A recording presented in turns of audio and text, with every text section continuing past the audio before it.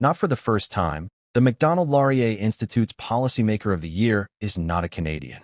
In 2019, our laureate was Xi Jinping, leader of the People's Republic of China, whose long arm reached far into many aspects of policymaking in our nation's capital.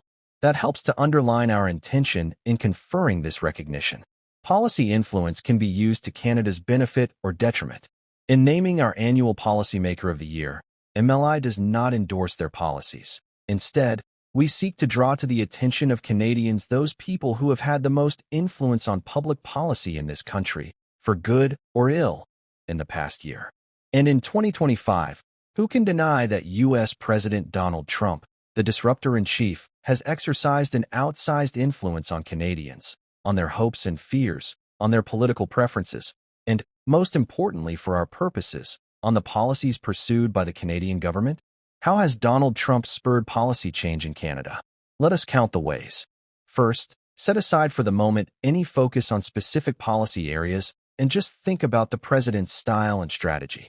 Anyone who has read The Art of the Deal knows that Trump is quite straightforward in avowing that his deal-making strategy sets out to frighten and intimidate the other party with a degree of unpredictability, bravado, and unwillingness to be bound by past assumptions that is sometimes just breathtaking to contemplate.